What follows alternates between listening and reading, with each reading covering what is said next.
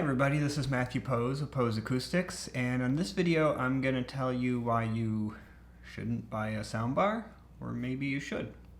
So this is another one where a lot of people like to do these, what I'm going to call sensationalized videos on why soundbars are the devil, they're god-awful, you should not own them, you should be buying a pair of speakers. So I'm going to talk about why there's truth in that, and then I'm going to talk about why I don't necessarily think that is true.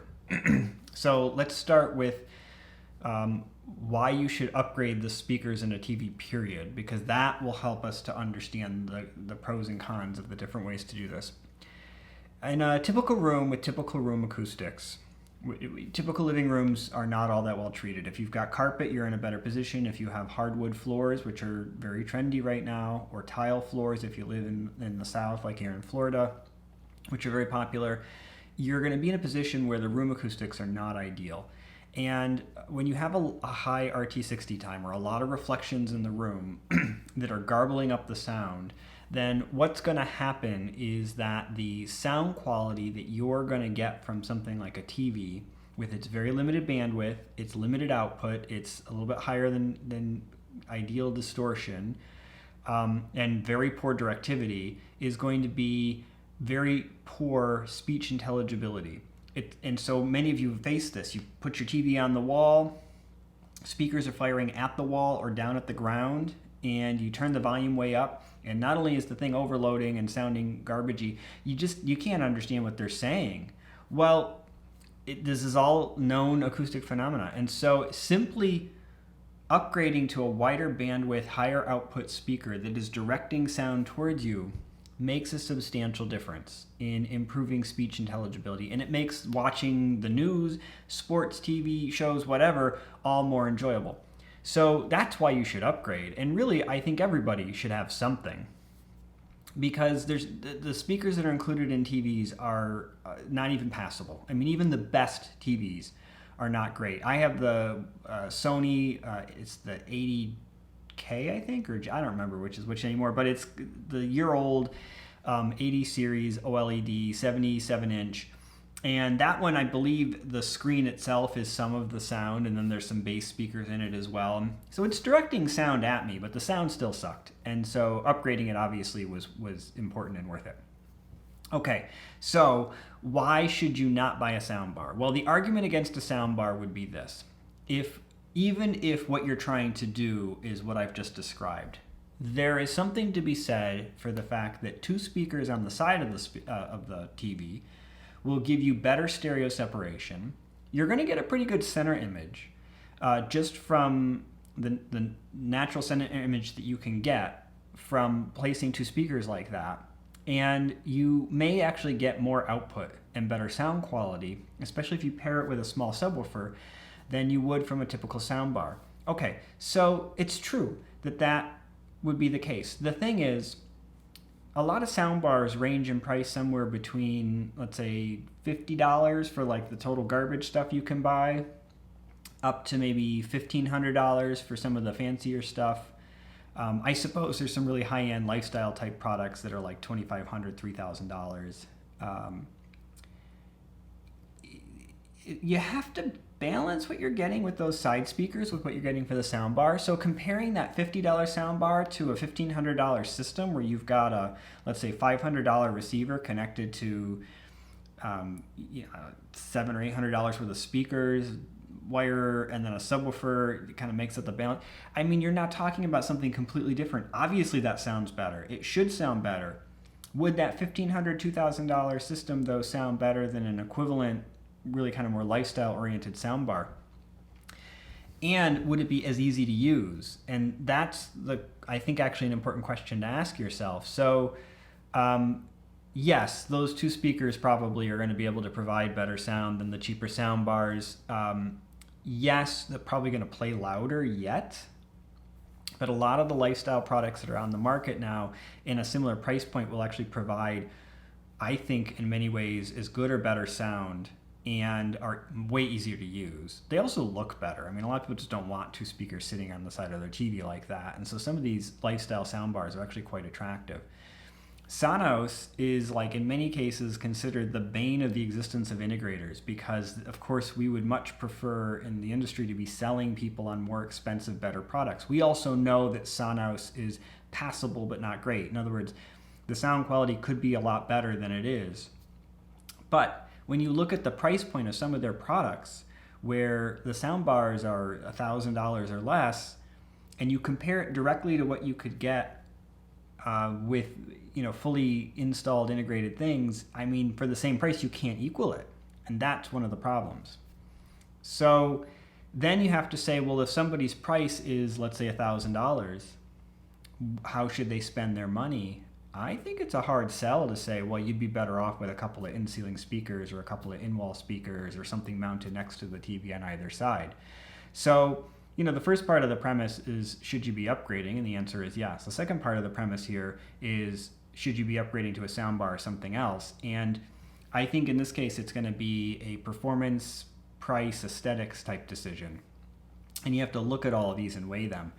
When your price point is going to be down under $1,000 or under $1,500, unless you're the kind of person who's really comfortable with bargain hunting good value speakers, receivers, and subwoofers, and then having all the wires and everything visible, then I think you're going to actually be hard pressed to better what you could get from some of those sound bars. I mean, at this point, just sticking to that Sonos line, their small beam soundbar with their mini subwoofer is really affordably priced, and the sound is really decent for what it is. It's got an app that goes along with it. It connects to other Sonos products. I mean, it's pretty nice. By comparison, to get into a receiver, you're probably looking at $300 to $500. You're going to have to then find some speakers that make sense. A lot of in-wall speakers at the lower price point sound awful. They would play louder than the soundbar would, but that's about it. The sound quality isn't going to be better. And then, as I said, you're going to have to add a subwoofer. You're going to have to either get a wireless sender. I mean, you're just going to quickly get way, way beyond the price point of where you were at with that soundbar. And as I said, it's uglier, unless it's in wall, in which case you could hide it potentially. So, should you buy a soundbar? Even at $1,500, there's a good argument that that soundbar actually makes sense for the person for which it was designed for. It's more of a lifestyle product than it is of a ultimate fidelity product. It shouldn't be compared to good quality home theater equipment. That should be obvious.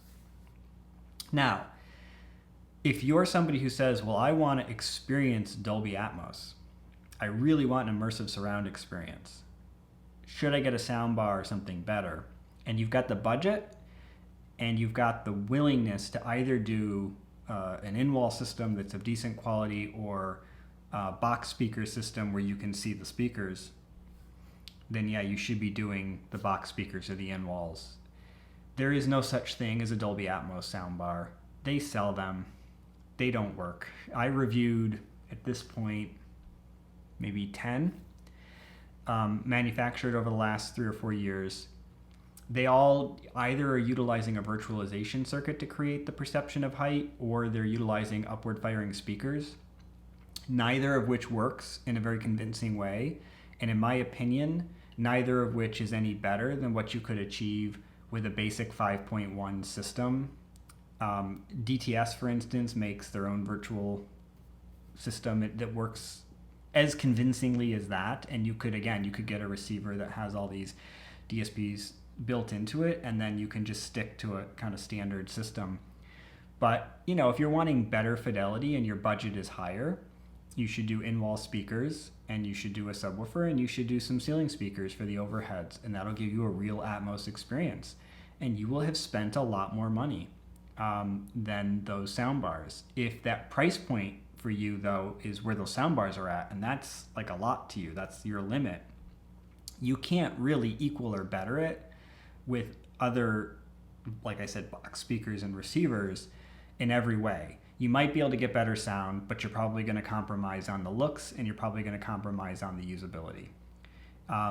You might get more output, but you might get less bass, things like that. I mean, it just tends to be the way this stuff works.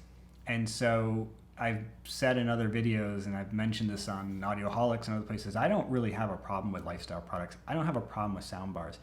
Even if you're at a very high price point, if what you're trying to do is like a TV on the wall over the fireplace, and you don't have space for speakers, and you're looking at doing either a soundbar under the TV or speakers in the ceiling, I actually think you're better off with a good soundbar. There's some really, really good companies out there that make unpowered soundbars that use high-end drivers from companies like Perlisten, for instance, or ScanSpeak or Cease or Seas. I'm not sure how you pronounce their name. So somebody's going to correct me on that one. Anyway, the core, the soundbar itself really is actually a decent product, and the sound is decent for the money. On larger TVs that are like 77, 85 inches, you get enough separation between the left and the right that if you're sitting at a reasonable distance, you may actually get a good image. And then you could add some in-ceiling speakers for surrounds. I think that would probably sound better than doing an LCR in the ceiling, even the aimed ones. The other thing you could do is a soundbar like center channel. In other words, it's just a single channel, not powered. You could do in-ceiling speakers for the left and the right, aimed at the listener. And that might be better, maybe, than what you would get if you did all up in the ceiling. But we're now talking a caliber of system that's very different from, like I said, that Sonos system. You could get into, I'd have to price it out. I don't know off the top of my head what it is anymore, but like probably a fully decked out Sonos system is under $3,000. And that's giving you, a full 5.1 system. And for $3,000, you'd still be hard pressed. I mean, just to give you an idea of what I have in my family room, which I think is pretty modest. That's really towards the bottom end of what you can do where sound is halfway decent. You've got the LCRs in my system and the surrounds are all the same speaker. They're a definitive technology I think it's the 6.5 LCR or something like that, but it's two 6.5-inch drivers and a tweeter. The tweeters can be aimed. Sound is okay. They're $5.99 each, and for $5.99 they're pretty good. I don't know that there's a lot better for the same money. So $5.99 each. We'll just say 600 times 5 is $3,000 right there. So we've got $3,000 just in the speakers there. Then you've got a receiver. My receiver is the lower end. I think it's the LX305 from Pioneer Elite. It's got Dirac. I think that's $1,400. So now we're at $4,400. For the subwoofers, I actually have the reference in walls. So if you want hidden subwoofers, there's no other way to do it than in walls. I have two of those. I believe they're $1,500 each, so that's $3,000. So now and that doesn't include an amplifier. So, and then the amplifier I think is $700 maybe. So we're looking at, I've totally lost what the number, $4,400, $7,400, $8,000, about $8,000, not including installation, which would actually be probably at least $1,000 to install, have an integrator come in and install that for you and get it all set up. Of course, that's not getting into the TV or anything. So that's like a low-end system. We're looking at $8,000. We don't have the Atmos added in there yet. Add another probably $1,000 for that. So we'll say $9,000 plus install. And that's low-end. If you get into higher-end systems, let's say you wanted to get into like the KEF THX, but low-end stuff, you could probably, I'd say, add at least 50% to that cost. You could save some money with in-room subs, but now you're going to have visible subwoofers. So, I think when people say don't buy a soundbar, buy something else, it's sort of like saying, don't buy a Toyota Camry, you should be buying a Mercedes S-Class. I mean, they're not similar cars. You're talking about something that is substantially more involved and substantially more expensive and speaks to a different client. The soundbars really are meant to be simple lifestyle products. You plug it in, there's often one or two wires, two would be the power cord plus an HDMI cable or something like that. That's basically it. And then an app, and it sets it up and it works. And the sound is surprisingly good. It's gotten better and better and better over the years, just in the same way that TVs actually sound better today than they used to, even though they still sound pretty awful. these soundbars have actually gone from pretty awful to really shockingly decent, and continue to improve, especially at the upper end of the price point. And I see people pick on them all the time, and they want to do these shock value videos of don't buy a soundbar, listen to me, buy, and then they'll go through like stuff they've identified as really good value, cheap stuff. But it's like now you've talked somebody into something that probably didn't make sense for them. So to kind of recap this, if you're looking to buy a top-of-the-line Sony, Yamaha, I don't think Yamaha actually is doing high-end soundbars anymore, so we'll say Sony, Samsung, maybe JBL I think has some better stuff out in the market, even Sonos, etc. soundbar, and you're looking for Atmos and you want that full enveloping effect and you're looking to like shake the room, and you don't know a lot about home theater and you've stumbled upon my video, yeah, you shouldn't be buying that. That's the wrong product for you. You should be getting a whole surround system. And just understand that it's going to be a little harder to use and there's going to be more involvement in the installation, but those soundbars can't give you what you're looking for. On the other hand, if what you're looking for is to provide a slightly more enveloping experience than you would have gotten from the TV, but really more important, you're looking for just better sound quality than what the TV does on its own and a little bit more volume, one of the better quality sound bars, the lifestyle type products, is exactly what you need. And these other products are not only overkill for your needs, but are probably going to not make you happy because of just the degree of involvement. I think one of the worst things you can do from a sales side or from an integrator side is sell clients the wrong stuff, because it doesn't make you look good to have made more money. It makes you look good when you've made them happy. The biggest complaint I get from family members when I make recommendations is that the things they get end up being too hard to use. So the thing I've had to learn over the years and has made me more effective in designing even really high-end systems is to try to match the product to the need and not try to find the best possible product for a certain amount of money, because that may actually not be the best for that person. So should you buy a soundbar? Really depends. The answer is not no. The answer is, what are you trying to achieve? Hopefully you found this video helpful. I'm sure this is going to go against everybody else who's ever done a video on should you buy a soundbar, but I do think that what I'm saying is true and it's the right way to look at it. So again, subscribe to my channel and I'll have more videos for you. Thanks for watching.